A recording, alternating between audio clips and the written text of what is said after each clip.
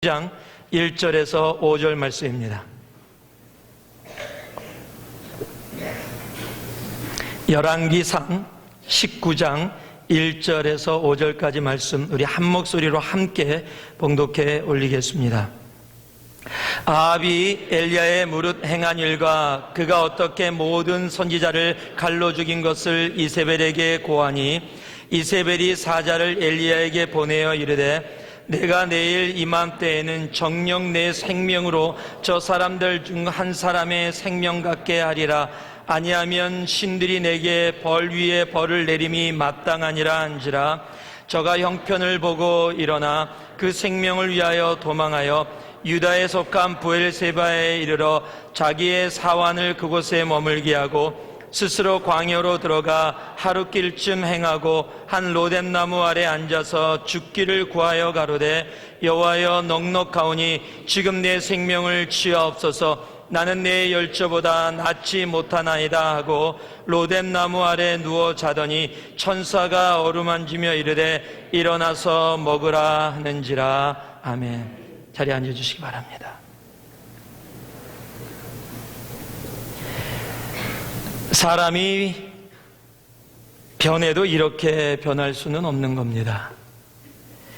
하루아침의 일입니다. 18장을 여러분이 말씀을 듣고 묵상했다면 19장의 이 엘리야는 어떻게 이렇게 다른 사람이 되어질 수 있을까 의아해하실 수 있을 겁니다. 850대 1의 전쟁을 승리로 이끈 사람이 엘리야입니다. 그런데 여기서는 도저히 상상할 수 없는 모습을 보여줍니다. 3절 말씀, 오늘 읽은 3절 말씀을 봤더니요, 그 생명을 위하여 도망하여 라고 도망을 갑니다. 850대 1에 바알과 아세라 선지자를 정말로 하늘의 문을 열어서 불을 내리게 해서 정말 그것을 이기게 했던 엘리야가 지금은 도망가고 있습니다. 거기에 멈추지 않습니다. 4절을 봤더니요, 죽기를 구하여 가로되 내 생명을 취하옵소서. 이제는 죽기를 원하고 있는 겁니다. 죽여달라고 지금 때를 쓰는 겁니다.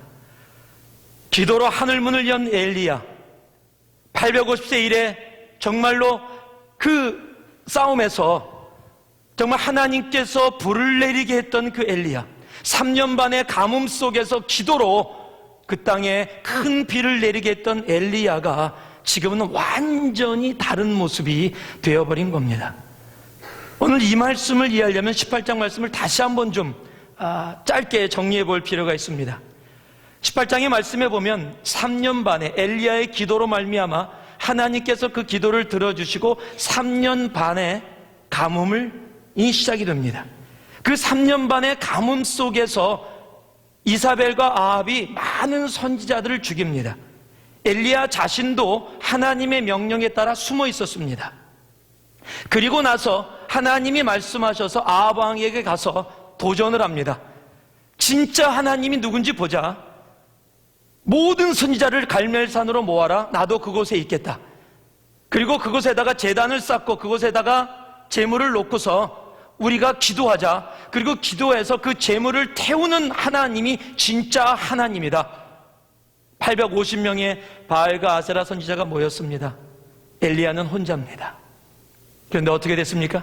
그들이 기도하고 막 상처를 몸에 내고 그냥 막 그렇게 하는데도 하늘에서 불이 안 떨어집니다. 그런데 엘리야가 그곳에다 물을 붓고 도저히 불가능한 상황을 만들었는데 이제는 웬만한 불이 내려서 도저히 탈 수 없는 상황. 그런데 하늘의 문이 열리고 그곳에 하늘의 불이 임했더니 도랑에 고여있던 물까지도 완전히 마를 정도로 온전히 그 재물을 태웁니다. 그곳에서 온 백성이 하나님이 하나님이신 걸 봅니다. 그리고 아합도 놀랍니다. 그리고 엘리야가 시키는 대로 다 합니다. 여러분, 지금 무엇을 얘기하고 있습니까? 지금 엘리야의 전성기입니다. 엘리야가 기도하는 대로, 엘리야가 구하는 대로 하나님께서 다 들어주십니다. 이거는 그냥 우리들이 보통 하는 말로 신난 겁니다. 어느 정도로 신났냐면요, 18장 마지막 절을 보면은 18장 46절에 이런 말이 적혀 있어요. 여호와의 능력이 엘리야에게 임하매 저가 허리를 동이고 이스라엘로 들어가는 곳까지 아합 왕 앞에서 달려갔더라. 지금 갈멜산에서 그 이스라엘까지의 거리는 30마일 정도입니다. 그런데 아합 왕은 먼저 지금 마차를 타고 떠났습니다. 그래서 먼저 떠난 지가 오래됐어요.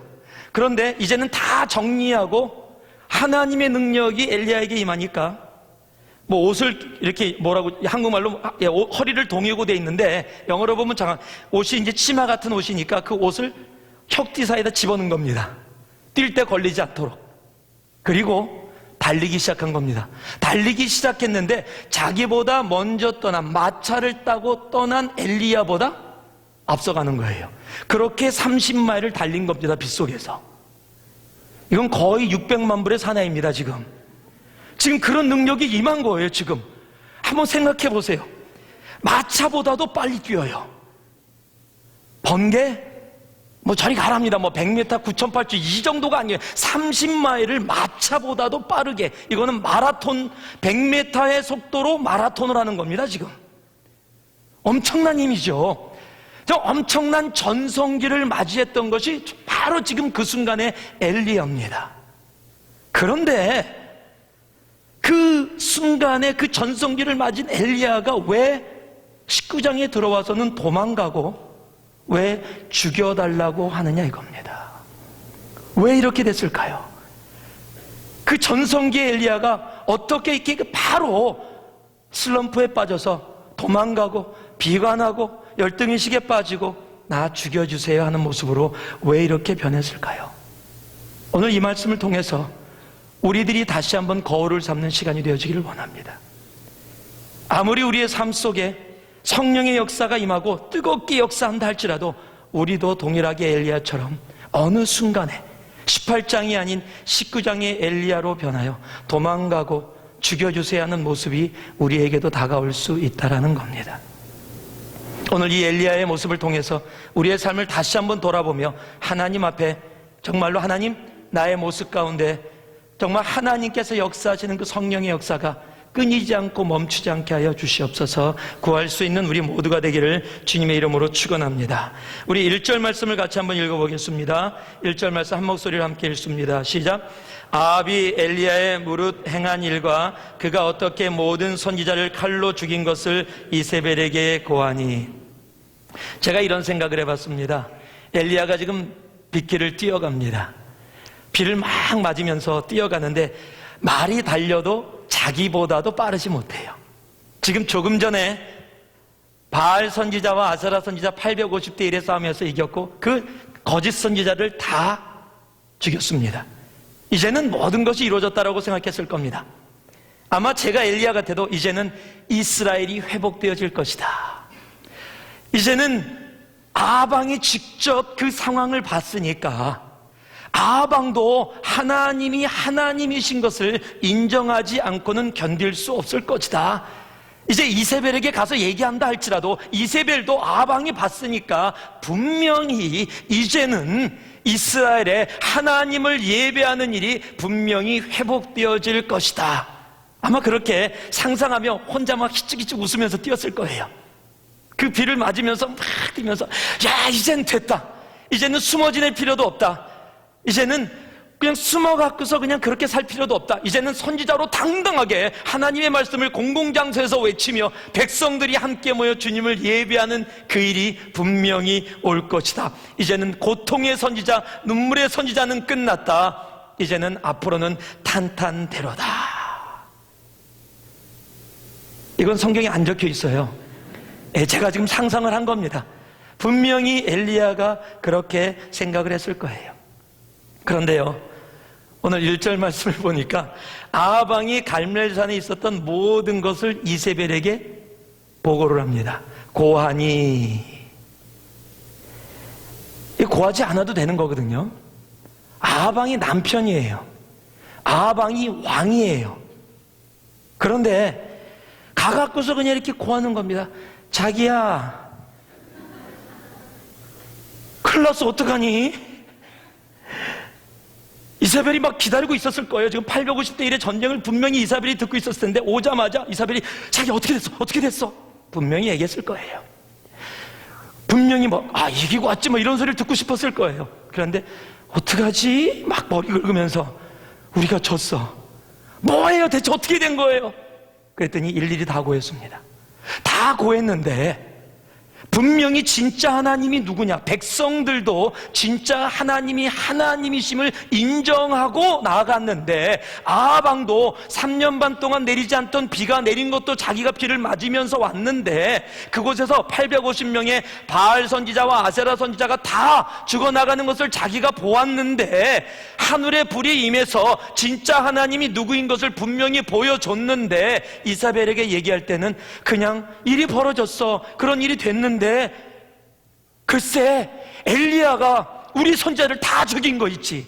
지금 강조점이 거기에요. 오늘 1절 말씀이 뭐라고 적고 있습니까? 모든 것을 고했는데 어떻게 모든 선지자를 칼로 죽인 것을 이세벨에게 고하니. 즉 강조점이 어디 있는 거예요? 다른 선지자들을 죽인 거라 이거예요. 엘리야가 아주 나쁜 놈이라는 겁니다. 어떻게 850명을 그렇게 죽일 수 있느냐? 우리 편을 죽였다는 거예요. 이세벨이 거기서 화가 납니다. 엄청 화가 났습니다. 그리고 나서 엘리야에게 사자를 보내서 죽였다 그러는 겁니다. 여러분, 아방을 한번 보세요. 그 아방은 갈멜산에 있었습니다. 그곳에서 물을 붓는 것도 봤습니다. 도저히 불에 탈 수 없는 재물들. 그런데 하늘의 문이 열리고 그곳에 불이 떨어졌더니 또랑에 고여있는 물까지도 완전히 태워버리는 진정한 하나님이 누구인 그것을 그 하늘에서 불이 떨어지는 기적을 통해서 분명히 보았습니다. 그런데도 아방은 하나님 앞에 나와 회개하는 모습이 아닌 자기 안에 이방 여인, 이 이스라엘 땅에 이방의 신을 갖고 와서 타락하게 만든 그 여인 앞에 가서 그 여인에게 고합니다. 그것을 제대로 그 기적을 받고 하나님이 하나님인 것을 봤다면, 정상적으로 되면은 아방이 주님 앞에 나와 제단 앞에 나와 무릎 꿇어 하나님께 고하며 울며 회개하더라 라고 나와야 되는데, 이 아방은 하나님께 가지 않고 누구에게요? 이세벨에게 갔다는 얘기예요. 한번 따라 하시기 바랍니다. 표적이 아닙니다. 하나님입니다. 한번 다시, 표적이 아닙니다. 하나님입니다. 여러분, 표적이 아니에요. 하늘에서 불이 떨어졌느냐 안 떨어졌느냐의 문제가 아닙니다. 기적이 아니에요. 신앙의 생활의 변화와 성장은 내가 표적을 얼마나 많이 보았고 기적이 내 삶 속에 얼마나 많이 이루어졌느냐로 결정이 되는 게 아니라, 하나님의 말씀, 바로 예수 그리스도의 십자가가 내 삶 속에 어떻게 자리 잡고 있느냐로 결정이 되는 겁니다. 아방처럼 자기 눈으로 기적을 보고도 하나님을 못 믿는 사람이 세상에는 참 많습니다. 그러기에 우리는요, 표적을 구하는 삶을 살아가면 안 돼요. 여러분, 표적 좋은 겁니다. 하나님이 더러는 이루어 주십니다. 그러나 표적을 구하는 삶이 아니라 하나님의 말씀을 구하는 삶을 살아야 돼요. 예수 그리스도의 십자가를 구하는 삶을 우리는 살아갈 수 있어야 하는 겁니다. 누가복음 16장에 보았더니요, 여러분이 너무도 잘 아는 예수님이 바리새인들에게 이야기하는 부자와 거지 나사로의 이야기가 나옵니다. 그럴 때 부자가 죽고 지옥에 갑니다. 거지, 그 문 앞에서 구걸하던 거지 나사로는 천국에 갑니다. 부자가 지옥에서 하늘을 보니까 천국에 하나님의 품 안에 나사로가 있는 거예요. 그러니까 사정을 합니다. 주님, 주님. 이제 거기는 아브라함이여, 이 이스라엘 사람들이 이야기하는 모습 속에 아브라함이여를 표현할 때는 이제 하나님 아버지를 이야기하는 겁니다. 그 당시에는 하나님 아버지, 나사로가 거기에 있는데 나사로를 보내서 우리 가족들에게 이야기 좀 해주세요. 그 나사로를 우리 가족들이 다 아니까, 그리고 나사로가 죽은 것을 아니까 죽은 나사로가 살아서 다시 가서 우리 가족들에게 천국이 있고 지옥이 있음을 이야기하면 우리 가족들이 그 나사로의 이야기를 듣고 지옥에 오지 않는 삶, 천국에 가는 삶을 분명히 살게 될 것입니다. 그래서 하나님께 사정을 합니다. 그랬더니 하나님께서 31절에 이렇게 답을 하십니다. 가로되 모세와 선지자들에게 듣지 아니하면 비록 죽은 자 가운데서 살아난 자가 있을지라도 권함을 받지 아니하리라 하였다 하시니라. 무슨 얘기를 하는 겁니까? 모세와 선지자, 즉 하나님의 말씀을 듣고서도 보고서도 믿지 아니하는 자들은 죽은 자가 살아나서 그것을 이야기해도 믿지 않는다라는 얘기입니다. 여러분, 하나님의 말씀을, 지금 우리에게 주어진 이 하나님의 말씀, 이 속에서 얘기하고 있는 십자가 그리스도에 대한 부분을 우리들이 믿고 받아들이지 못한다면 우리의 삶 속에 일어나는 기적을 보면서 잠시 그 기적 속에 하나님이 살아계신가 생각할지 몰라도 시간이 지나면 또 금방 잊어버리고 하나님을 부인하고 불평하고 살아간다는 겁니다. 대표적인 예가 이스라엘 사람들입니다. 홍해가 갈라짐을 받습니다. 출애굽에서 나오기 전에 10가지의 재앙을 자신들이 다 경험을 했습니다. 자기 눈앞에서 바다가 갈라지고 옆에 벽이 바다 물을 보면서 건너왔습니다. 그리고 바위에서 물이 나왔습니다. 만나와 메추라기로 먹여주셨습니다. 구름 기둥과 불 기둥으로 그들을 인도해 주셨습니다. 그런데 그들이 어떻게 됐습니까? 한 명도 가나안 땅에 들어가지 못했다는 사실입니다. 여러분, 표적과 기적이 아니에요. 하나님이에요. 말씀입니다. 아방을 향해서 그렇게 기대했던 것 자체가 잘못된 겁니다. 여러분, 표적은 잠시입니다. 고린도전서 1장 22절 23절에 보니까요, 유대인은 표적을 구하고 헬라인은 지혜를 찾으나 우리는 십자가에 못 박힌 그리스도를 전하니 유대인에게는 거리끼는 것이요 이방인에게는 미련한 것이로되. 여러분은 무엇을 찾고 계십니까? 목사님들이 가끔 가다가 그런 얘기합니다. 성도님들 중에 그런 분들이 계시대요. 이렇게 머리 디미는 거 굉장히 좋아하시는 분들. 그게 뭐예요? 그냥 부흥회 갔다가 유명한 목사님이다 그러면 안수기도 받아야지. 좋은 겁니다. 그러나 그런 것만 추구하면 안 된다는 겁니다. 여러분, 기적은 우리 삶 속에 일어나야 합니다. 저는 기적이 우리들 안에 일어나기를 원합니다. 그러나 기적으로 인하여 신앙생활을 하는 것이 아니라는 겁니다. 말씀으로 인하여 우리들이 주님 앞에 나아가고 예수 그리스도의 십자가로 인하여 나아갔더니, 그랬더니 우리의 삶 속에 하나님의 기적이 일어나는 겁니다. 어떤 사람이 부부가 60을, 같은 동갑인데 동갑 부부인데 60을까지 해로했답니다. 근데 이분이 기적을 굉장히 좋아하는 분이랍니다. 그래서 평생을 하나님 나에게 기적을 보여주시옵소서, 기적을 주시옵소서 그랬는데 어느 날 천사가 나타난 거예요. 60세 생일날 천사가 나타났습니다. 그리고 내가 너에게 기적을 행하겠다. 너무 기뻤습니다. 평생을 원해왔으니까. 우리들이 세계 일주 가게 해주세요. 그랬더니 갑자기 딱 하더니 세계 일주 티켓을 딱 주더래요. 오! 그랬더니 한 가지만 더 들어주겠다 그랬더니 갑자기 천사를 데리고 옆방으로 가더래요. 아내는 옆에 남겨두고. 그랬더니 제가 소원이 하나 있는데 지금부터 남은 여생 얼마 남았는지 몰라도 20살 더 어린 여인과 나머지 여생을 보내기 원합니다. 그랬더니 천사가 밝은 미소로 들어주겠다 그러더래요. 너무 기뻤습니다. 그러니 기적이 일어났습니다. 그 60세 할아버지가 80세로 변한 거예요. 여러분, 세상에 기적을 바라면 그런 일이 벌어지는 거예요. 여러분, 기적은 우리들의 신앙을 움직이는 것이 아닙니다. 기적은 하나님이 우리의 삶 속에 이루십니다.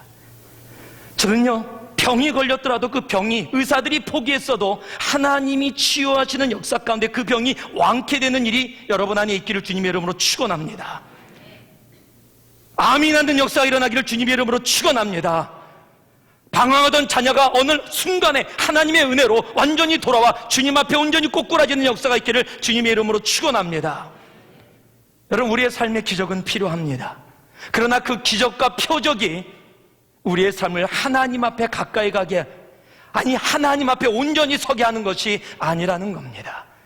기적을 허락하시면 감사합니다. 받습니다. 할렐루야 영광을 돌릴 겁니다. 그러나 내 삶 속에 기적이 하나도 없다 하더라도 하나님이 우리에게 주신 말씀, 하나님이 우리에게 허락하신 바로 저 십자가로 인해서 우리는 언제나 이 길을 담대히 걸어갈 수 있는 겁니다.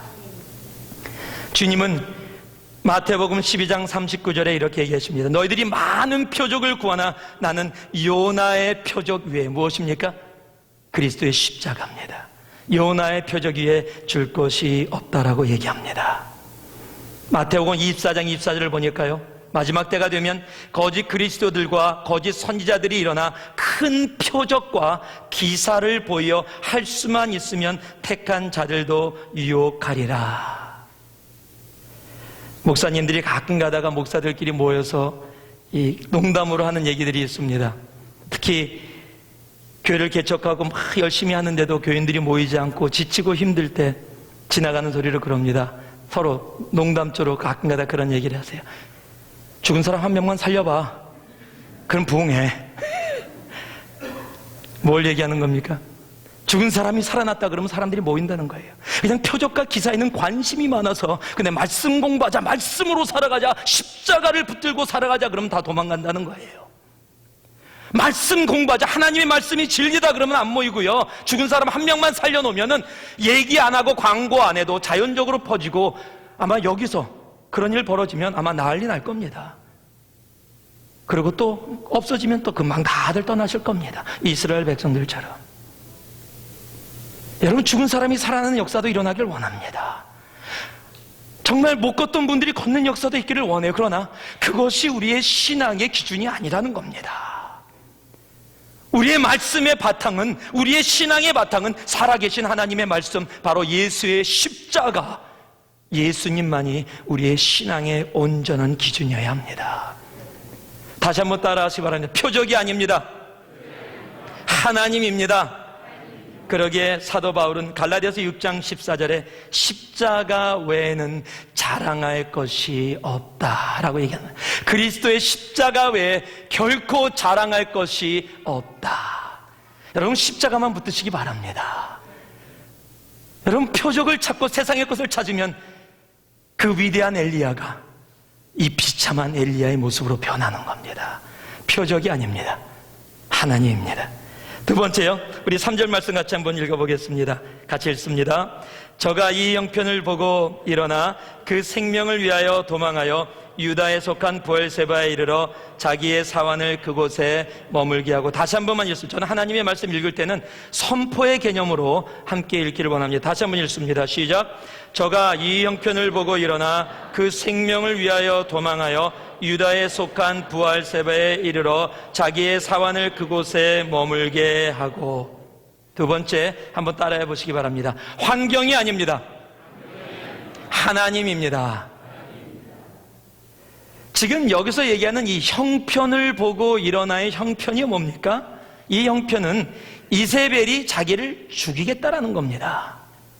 그런데 여러분 아세요? 이것은 새로운 게 아니에요. 이미 오래 전부터, 3년 전부터, 3년 반 전부터 이세벨은 모든 선지자들을 죽여왔고, 이 엘리야를 죽이기 위해서 엘리야를 엄청 찾았습니다. 하나님이 숨겨주셨기 때문에 살아있었던 거예요. 그러니까 이것은 새로운 게 아니에요. 이세벨이 엘리야를 죽이려고 했던 것은 새로운 게 아닙니다. 그런데 이 새로운 것이 아닌데 그것을 보고서, 그 형편을 보고서 두려워해서 도망가기 시작한 겁니다. 왜 이렇게 됐습니까? 엘리야의 눈이 언제나 하나님만을 바라보고 있었어요. 하나님의 말씀을 기준으로 하나님이 말씀하시면 움직였고 하나님의 말씀만 가지고 살아왔어요. 그런데 갑자기 이 순간에 하나님보다 이세벨이 더 크게 나에게 들어온 겁니다. 쉽게 얘기하면 하나님으로 가득 찼던 삶이, He was filled with God, but right now filled with Jezebel. 지금 하나님으로 가득 찼던 삶이 이세벨로 가득 차지니까 하나님의 말씀의 무게보다 이세벨의 말의 무게가 더 엘리야에게 영향을, 임팩을 주고 있는 겁니다. 형편을 보기 시작하면서, 상황을 보기 시작하면서 엘리야가 이렇게 변한 겁니다. 그래서 좌절하고 도망가기 시작하는 겁니다. 지금까지는요, 하나님의 말씀이 없으면 움직이지 않던 엘리야입니다. 그런데 이제는 하나님의 말씀이 없는데도 자기 행동을 취합니다. 어디까지 도망가는지 아세요? 부엘세바까지. 엘리야는 북이스라엘의 선지자입니다. 갈멜산은 북이스라엘의 지중해 쪽에 있습니다. 그런데 거기서 이스라엘을 벗어나 유다, 그리고 유다의 맨 마지막이 브엘세바인데 브엘세바까지 와서 거기다가 사환을 놔두고 자기는 하룻길을 더 들어갑니다. 지금 아방이 미치지 못하는 곳, 최대한도로 멀리 도망가는 겁니다. 왜 이렇게 됐습니까? 바로 형편이 그의 눈에 들어오기 시작했기 때문입니다. 예전부터 있었던 것인데 지금은 이세벨이라는 형편이 하나님보다 내 삶을 더 영향을 끼치고 있는 겁니다. 엘리야는요, 바로 이 순간이 이루어지기 전까지는 하나님의 말씀만으로 살았어요. 열왕기상 17장 2절에서 3절을 보니까 여호와의 말씀이 엘리야에게 임하여 가라사대 너는 여기서 떠나 동으로 가서 요단 앞 그릿 시냇가에 숨고. 여호와의 말씀이 엘리야에게 임했습니다. 그 임하기 전까지는 엘리야를 죽이려는 이세벨의 손길이 있었음에도 불구하고 엘리야는 그곳에 머물러 있었어요. 내가 죽어도 하나님의 말씀이 임한 후에 움직인다. 그런데 임해서 숨을 장소를 허락해 주셔서 그 말씀을 듣고 움직였습니다. 열왕기상 17장 8절에서 9절을 보니까요, 여호와의 말씀이 엘리야에게 임하여 가라사대 너는 일어나 시돈에 속한 사르밧으로 가서 거기 유하라. 내가 그곳 과부에게 명하여 너를 공궤하게 하였느니라. 지금 먹고 사는 것 3년 반 동안 가뭄이기 때문에 숨어있는 엘리야에게 하나님의 말씀에 의해서 사르밧 과부에게 가라는 겁니다. 여러분, 그 내용 너무 잘 압니다. 사르밧 과부는 지금 먹고 죽으려는 겁니다. 아무것도 없다는 겁니다. 그런데 그에게 가서 거기에 붙어 살아라.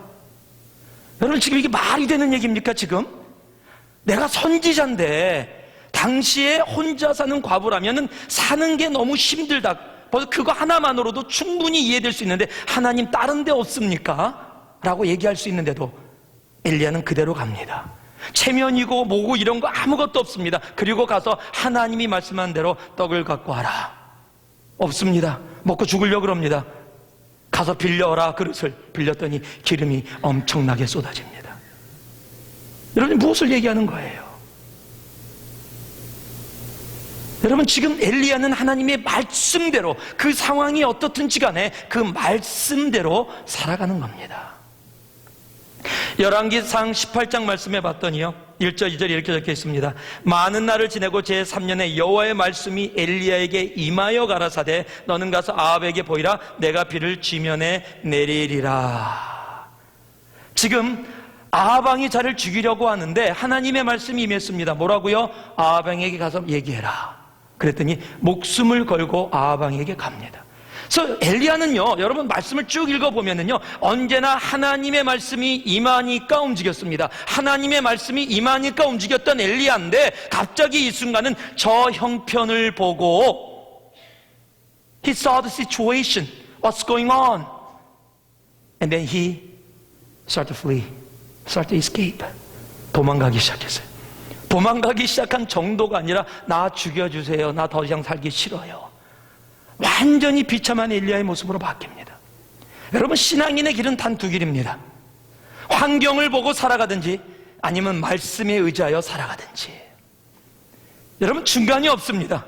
오늘 여러분, 이 자리에 계신 여러분 한 분 한 분도 말씀에 의지하여 살아가고 계십니까? 아니면 환경에 의지하여 살아가고 계십니까? 상황이 이러니까요. 제가 신앙생활 하면서 많은 분들을 카운슬링 할 때 제일 많이 듣는 게 환경입니다. 상황이 허락하지 않습니다. 하나님이 그런 말씀 주신 것 같은데요, 그것도 같은데요로 바뀝니다. 주셨습니다가 아니에요. 예전에는 주셨습니다 그랬는데 환경이 바뀌니까 주신 것 같은데요. 근데 환경이 허락하지 않아요. 여러분은 환경의 종입니까? 상황의 종입니까? 환경이 허락하지 않으면 하나님이 하라 그래도 안 되는 겁니까? 왜 형편을 보고 일어나서 도망갑니까? 왜 그 형편이 여러분을 주장하게 하십니까? 여러분, 신앙인은 무엇에 의해서 사는 사람이에요? 말씀에 의해 사는 겁니다. 주님 말씀하시면 내가 나아가리다. 주가 멈춰서라 하면 내가 멈춰서겠습니다. 여러분, 우리들의 삶의 기준은 살아계신 하나님의 말씀이어야 해요. 형편이 아니에요. 환경이 아니에요. 근데 너무도 많은 분들이 환경을 쫓아갑니다. 환경 속에 살아가요. 환경 속에 살아가면 갈멜산의 엘리야의 모습이 아닌 19장의 로뎀나무 아래에서 죽기를 구하는 바로 그 엘리야의 모습으로 변하는 겁니다. 여러분, 상황을 쫓아가지 마세요. 여러분, 상황은 지치고 힘들고 아프고 고통스럽습니까? 그런데 하나님의 말씀은 이루어 준다라고 얘기하셨습니까? 그럼 붙잡으세요. 붙잡으세요. 하나님의 말씀 끝까지 붙잡으세요. 하나님의 말씀은 결코 열매 없이 이 땅에 떨어지지 않습니다. 하나님이 약속하신 말씀은 분명히 이루십니다. 내가 행동을 하기 전에 하나님의 말씀으로 움직이시고 하나님의 말씀이 온전하다면 이제는 환경이 나를 방해한다 할지라도, 이세벨이라는 환경이 나의 생명을 뺏어가려 한다고 할지라도 그 길을 끝까지 가시기 바랍니다. 여러분, 그것이 신앙인의 모습이에요. 그것이 신앙인이 걸어가야 될 길입니다. 말씀만으로 움직이시기 바라요. 예수만으로 움직이시기 바랍니다. 거기에는 중간 지역이 없습니다. 나는 말씀에 의해 사는 사람이냐, 아니면 환경에 의해, 형편에 의해 사는 사람이냐가 우리의 삶의 둘 중에 하나인 겁니다. 겟세마네 동산에 여러분이 예수님이 기도하고 있는 그 상황 속에 제자들도 함께 있습니다. 유다가 예수님을 팔으려고 다가옵니다. 그곳에 베드로도 있었습니다. 로마 병력이 다가와서 예수를 잡으려고 하니까 칼을 뽑아서 말고의 귀를 자릅니다.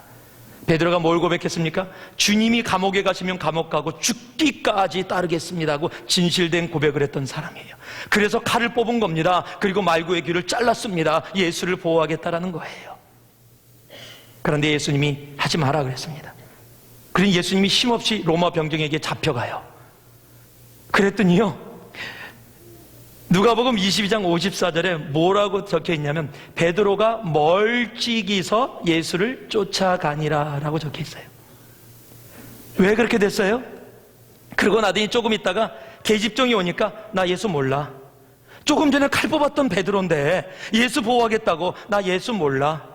이런 말도 안 되는 베드로로 변하는 거예요. 왜요? 예수로 가득 차 있을 때, 예수와 함께 있을 때는 예수가 커 보여서 예수만으로 가득 차서 정말 칼을 뽑을 정도로, 아니 내 목숨을 바칠 정도로 고백했던 것이 진심인데, 이제 예수로 떠나 로마 병정, 예수를 잡아가는 로마 병정이 눈에 들어오니까 멀찌감치 쫓아가게 되고, 계시분들이 와서 얘기하는 것에 자기를 저주하며 3번 예수를 부인하는 모습이 되는 겁니다.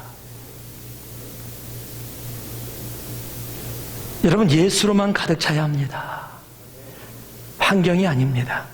로마 병정이 가득 차면 도망갈 수밖에 없습니다.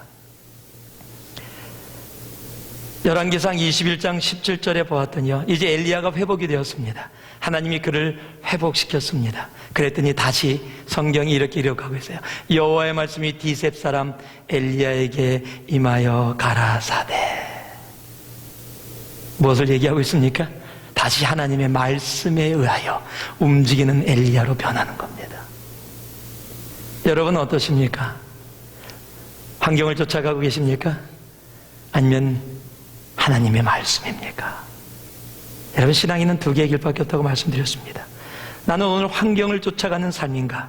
아니면 그 환경을 이기고 예수 그리스도만을, 하나님의 말씀만을 쫓아가는 삶인가?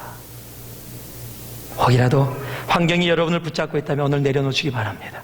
그 이세벨이 나를 죽이려고 그렇게 무섭게 다가온다 할지라도, 로마 병정이 내 삶 속에 들어와 있다면 여러분 눈을 돌리시기 바랍니다. 그리고 예수 곁에 다가가시기 바랍니다. 로마 병정이 예수를 잡고 있더라도 예수 곁에 서서 예수를 똑바로 쳐다보시기 바랍니다. 그 속에 생명이 있습니다. 그 속에 구원이 있습니다. 그 속에 능력이 있습니다. 하나님의 말씀만을 온전히 붙잡고 살아가는 여러분 되기를 주님의 이름으로 축원합니다. 마지막으로요, 4절 말씀 같이 함께 선포합니다. 함께 읽습니다. 시작. 하루길쯤 행하고 한 로뎀나무 아래 앉아서 죽기를 구하여 가로되 여호와여 넉넉하오니 지금 내 생명을 취하옵소서. 나는 내 열조보다 낫지 못하나이다. 한번 따라 하시기 바랍니다. 로뎀나무가 아닙니다. 여러분, 로뎀나무는 사막에 굉장히 필요한 나무입니다. 한국말로는 대쌀이나무라고 부릅니다. 아직 가지가 아주 얇은 가지가 많아서 이파리가 조금만 나도 그늘이 져서 사막 가운데 지나다니는 사람들이 그 그늘 가운데서 쉴 수 있는, 정말 사막의 오아시스 같이 그늘을 만들어주는 바로 그런 나무입니다. 그리고 광야길로 하룻길을 들어가 엘리야가 그 로뎀나무 아래 머문 겁니다. 그늘이니까 그곳에 있었습니다. 근데 그곳에서 한 고백이 뭡니까? 여호와여, 넉넉하오니 내 생명을 취하옵소서. 하나님, 나 죽여주시옵소서를 고하고 있는 겁니다.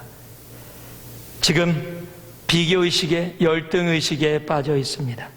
5절 6절을 보니까요, 로뎀나무 아래 누워서 자더니 천사가 어루만지며 이르되 일어나서 먹으라 하는지라 본즉 머리맡에 숯불과 구운 떡과 한 병 물이 있더라. 이에 먹고 마시고 다시 누웠더니. 여러분, 좌절에 빠지고 열등감에 빠지고 비교의식에 빠지면 어떻게 되는지 아십니까? 아무것도 하기 싫어요. 그냥 먹고 자고 먹고 자고. 자는 게 최고예요. 제가 시험 공부를 하다가 시험 공부를 제대로 못해서 내일 시험 봐야 되는데 하나도 공부 못했으면요, 저는 그냥 자요. 자면은 그 순간은 잊어버려요. 아침에 일어나면 뭐 뻔한 똑같은 게 기다리고 있어도 하여튼 자면은 그 자는 순간만은 내가 지금 있는 상황 속에서 피하니까. 지금 엘리야가 그런 상황이에요. 먹고서 자고 있는 거예요. 지금 나를 죽이려는 이사벨, 지금 내가 도망가는 이 모습, 이 좌절감이, 열등감이, 비교의식이 막 너무너무 힘든 거예요. 그러니까 자기 원하는 거예요. 주님이 먹을 거 갖다 주셨어요. 먹고서 또 바로 자는 거예요. 지금 그렇게 되는 거예요. 지금 로뎀나무 아래 엘리야의 모습은 보통 사람도 하지 않는 정말로 너무 처참한 모습 속에 있는 겁니다. 모든 의욕을 잃은 거예요. 그 중에 열등감에 빠졌어요. 뭐라고 얘기하고 있어요? 나는 열조보다 낫지 못하니까 나를 죽여주십시오. 여러분, 이 열등감은요, low self-esteem은 정말로 무서운 병입니다. 열등감을 가지고 있으면 자기가 가지고 있는 것을 보지 못하고 가지고 없는 것만 봅니다. 열등감에 빠지면은요, 좋았던 때보다 힘들었던 때만 우리의 삶 속에 기억이 납니다. 그리고 결국에는 자기 존재를 부정하게 됩니다. 한국말로 여러 가지 해석이 될 수 있지만, 이제 넉넉하오니라는 그 말씀이 영어로는요, NIV에 I have had enough 라고 적혀 있어요. 여러분, 많이 듣던 말 아닙니까? 혹시 영어를 좀 아시면은요, I had it, I had enough, too much, forget it. 어떤 거예요? 이제는 됐어. 나는 지금 살아온 삶, 그냥 맨날 숨어서 목숨 구걸하려고 살았던 삶, 뭐 그냥 갈멜산에서 지금 뭐 850명의 바알과 아세라 선지자를 이겼던 거, 이런 거 하나도 기억 안 나요. 그냥 삶 속에서 지금까지 이 선지자로 살아왔던 삶, 그 고생과 고통, I have had enough, I had it. 이제 넉넉하오니. 이게 아니에요 지금. 네. 여기에 만약에 감정이 담겨서 들어가려면 I had it, Lord. No more anymore. Compared to the ancestors, I'm worse. I'm lower than them. So kill me, Lord. Take my life. 지금 엘리야가 그러고 있는 거예요 지금. I had it. 지금 로뎀나무 아래서 하나님 앞에 모든 것을 지금 포기하고 내려놓는 겁니다. 그것이 열등감이에요. 미국의 심리학자 이 맥스웰 말츠 박사는요, 세상 사람들 중 적어도 95%는 열등감을 느끼고 살아가고 있답니다. 정말 많은 사람들이 열등감을 느끼고 있죠. 어떤 사람의 글에 이런 글이 적혀 있습니다. 한 번은 어떤 복면을 쓴 강도가 어떤 사람의 길을 가로막고 서 있었습니다. 그 강도는 계속 자기의 앞길을 방해하고 괴롭혔습니다. 그래서 도대체 이 인간이 누구인가 하고 복면을 벗겨보았더니 글쎄 바로 자기 자신이랍니다. 미국의 유명한 리더십 학자인 존 맥스웰은 그의 책에 바로 이 복면이 자신의 열등감이다라고 얘기했습니다. 여러분, 로뎀나무 아래 거하는 것은 뭐예요? 자기의 열등감이 다 나오는 거예요. 자기 속에 있는 자기가 외모의 열등감, 학벌의 열등감, 경제적인 열등감, 모든 열등감이 다 나오는 거예요. 저도 외모의 열등감이 있었습니다. 그러시죠. 잘생겼는데. 또 교만으로 바뀌고 있나요 지금? 정말 열등감이 있었어요. 저는 말씀드렸잖아요. 쌍꺼풀이 없다는 열등감. 전 쌍꺼풀 되게 원했거든요 진짜로. 그래서 예전에 기억나시죠? 제가 속상 카풀 있다고 이렇게 위로 얼굴 하면서 다리가 휘었거든요. 그 열등감이 지금 너무 오래돼서 갖고 이제 습관이 됐어요. 저는 어디에 눕거나 쓰면은 딱 두 가지입니다. 다리를 벌리고 쓰든지 습관이 됐어요. 다리를 꼬고 서든지. 내가 휘어있다 이런 걸 안 보이고 싶은 거예요. 붙이면 휩니다. 지금도 가끔 가다가 붙이고 힘줘봐요. 이게 언제 붙을 수 있을까? 근데 안 되더라고요, 이게. 거짓말 하나도 안 하고 신문을 가끔 가다 보다가 휜 다리를 하루아침에 똑바로 바꿔줍니다. 그럼 눈에 확 들어와요. 그러니까 아직도 그게 조금 남아있다라는 거예요. 그 휘었다라는 게. 제 다리만 보고 다니지 마세요. 그런 열등감이 저에게 있었어요. 정말로요. 전 경제적인 열등감도 있었습니다. 어렸을 때 저는 비가 오는 날이 제일 싫었어요. 지금 비가 오는 날이 제일 좋아요. 왜냐면요, 제 운동화는 언제나 밑창에 빵꾸가 나 있었기 때문에 비가 오는 날 신고 다니면 물이 들어옵니다. 철퍽철퍽하고 물이 들어와서 신고 가면 그 기분 너무 나빠요. 내가 일부러 물에 들어가서 젖었다면 몰라도 그러고 싶지 않은데 운동화 밑창에 빵꾸가 나갖고서 물이 들어오는데 그걸 신고들 학교 가야 돼요. 점심시간이 제일 싫었어요. 이유병에다가 김치 담아주고 거기다가 삼양라면 섞어서 고무줄 묶어갖고 뚜껑 닫습니다. 그래도 터져요. 그러면 가방 밑이 빨갛게, 저는 3년 내내 중학교 고등학교 다니면서 빨간 밑에 아주 빨간 그 김치 자국 언제나 남아 있었습니다. 저는 경제적으로도 열등감이 있었습니다. 저는 외모로도 열등감이 있었어요. 제가 왜 머리를 이렇게 앞으로 내리고 있는지 아십니까? 이마가 무진장 넓거든. 이거 열등감이에요. 그래서 어렸을 때 머리 짧고, 저는 모자를 잘 안 써요. 모자를 쓸 때 무진장 티피컬. 저는 옆장구거든요. 그러니까 모자를 쓰고서 예쁜 사람이 아주 짜증나. 네, 그 모자를 쓰면은요, 저는 꼭 새마을 운동하는 아저씨예요. 언제나 옆이 튀어나오기 때문에 저 열등감 다 있어요. 그러나 그 열등감 속에 결코 머물러 있지 않는 거예요. 우리의 삶에는 열등감이 있습니다. 그러나 여러분, 하나님께서 이제 내가 하나님을 온전히 만나고 나서 내 겉모습이며 내 경제적인 것을 세상의 것에서 벗어날 수 있었던 이유는 내가 아니라는 겁니다. 열등감의 치유는 제 옆장구 바뀌었습니까? 아니요, 옆장구 그대로예요. 이마 넓은 거 그대로입니다. 다리 휜 거 그대로예요. 쌍꺼풀 없는 거 그대로입니다. 변한 거 하나도 없어요. 그런데 저 열등감이 이제 없어요. 저 반바지도 넉넉하게 입고 다닙니다. 왜요? 예수를 만났기 때문이에요. 베드로전서 2장 9절에는요, 너희는 택한 족속이여 왕같은 제사장이라고 얘기합니다. 고린도서 4장 7절에는 우리가 이 보배를 질그릇에 가졌으니 이는 능력이 심히 큰 것이 하나님에 있고 우리에게 있지 아니함을 알게 하려 함이라. 뭡니까? 여러분, 우리는 다 질그릇이라는 거예요.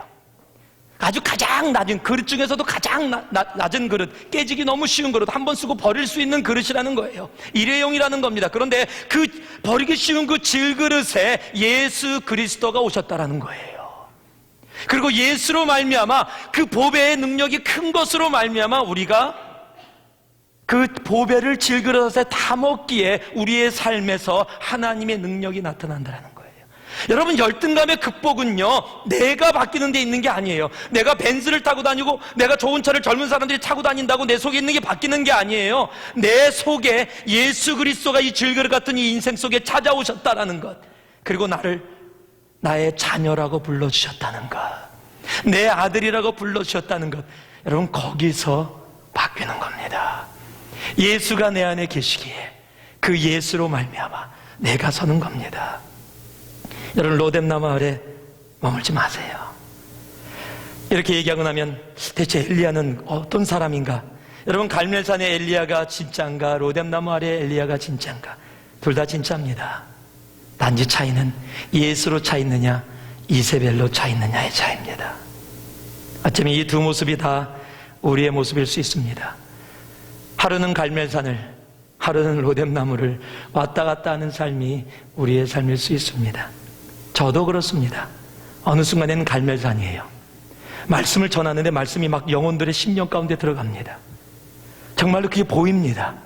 막 삶의 변하는 모습들이 보이고요. 말씀을 가르치고 성경 공부를 하는데 그 영혼이 바뀌는 모습이 보이면 너무 기뻐요. 하나님 감사합니다. 부족한 나를, 질그릇과 같은 나를, 내 속에 보배의 예수가 오셔서 나를 변화시켜 주시고, 나를 통해, 부족한 나를 통해 저 영혼이 하나님을 만나게 하시고 변하게 하시니 감사합니다. 할렐루야. 나는 평생 다시 태어나도 목사가 되리라. 혼자서 막 갈멜산에 막 엘리야처럼 막 그러고 다녀요. 그런데 어느 날 말씀을 전해도 빈질빈질 막 깨고 나가시고, 말씀을 들을 때는 듣는 것 같은데 밖에 나가서 딴소리 하시고, 그냥 그렇게 함께 시간을 보내고 말씀을 전했는데도 하나도 그 삶 속에 하나님의 그 모습이 나타나지 않고 또 세상의 모습으로 나아가는 모습을 보면 좌절합니다. 로뎀나무로 바뀌어 있어요. 주여, 목사하기 싫어요. 그만두고 싶어요. 더 이상은 안 가고 싶어요. 이게 뭐예요? 말씀을 전하는데 말씀이 막 튕겨 나와요. 저 목사 왜 이렇게 말씀 오래 전하냐? 빨리 끝나지. 막 그런 눈총이들이 막 보여요. 그러면요, 빨리 끝내야지. 다음 주가 두려워져요. 그러면요, 로뎀나무 아래서 주여, 주여, 왜 나를 목사로 만드셨습니까? 내가 언제 목사한다고 그랬습니까? 나 안 한다 그랬는데 강제로 푸시하더니 왜 나로 하여금 이렇게. 여러분, 저도 갈멜살과 로뎀나무를 왔다 갔다 할 때가 있습니다. 여러분도 그러실 거예요. 그런데 이제 로뎀나무에서 온전히 벗어나 갈멜산의 엘리야의 모습으로 설 수 있는 우리의 모습이 되어지기 원합니다. 그것은 단 하나입니다. 예수 그리스도입니다. 하나님입니다. 말씀입니다. 예수의 십자가입니다. 말씀을 마무리합니다. 엘리야는 아방을 통해서 보여줬던 하나님의 그 표적을 가지고 이제는 이스라엘이 회복될 거라고 생각했었는지 모릅니다. 그러나 변한 것은 하나도 없었습니다. 하늘에서 불이 내렸어도 이스라엘은 변하지 않았습니다. 아방은 변하지 않았습니다. 왜요? 이미 선포되던 말씀을 받아들이지 않았던 아방은 기적 속에서도 하나님을 받아들이지 않았던 것입니다. 여러분, 우리의 삶의 표적이 아닙니다. 하나님입니다. 여러분, 우리의 삶에 이세벨이라는 환경이 아닙니다. 우리 속에 하나님이 있을 때, 그 보배로운 예수 그리스도가 있을 때 우리는 다시 온전히 갈멜산의 엘리야로 설 수 있는 겁니다. 그리고 로뎀나무가 아닙니다. 로뎀나무 아래서의 엘리야는 의욕상실과 비교식과 열등감과 좌절로 가득 차 있었습니다. 이제 우리는 갈멜산으로 다시 돌이켜야 합니다. 갈멜산에 오기까지는 숨어 있었어야 됐습니다. 눈물을 흘려야 됐었습니다. 고통이 있었습니다. 그러나 그 갈멜산의 엘리야는 하나님이 원하시던 바로 그 모습이었습니다. 로뎀나무 아래로 숨지 마세요. 그 그늘 아래서 여기가 좋사오니 이제 넉넉하오니 주여 나를 데려가옵소서라는 그런 나약한 모습의 신앙인이 아니라 갈멜산의 신앙인의 모습으로 서기를 바랍니다. 한번 따라하시기 바랍니다. 표적이 아닙니다. 하나님입니다. 환경이 아닙니다. 십자가입니다. 로뎀나무가 아닙니다. 예수 그리스도입니다. 여러분의 삶에 그 외침이 온전히 있기를 원합니다. 그리고 그 힘으로 그 갈멜산의 엘리야처럼 한 주 동안 승리하며 살아가는 여러분이 되기를 주님의 이름으로 축원합니다.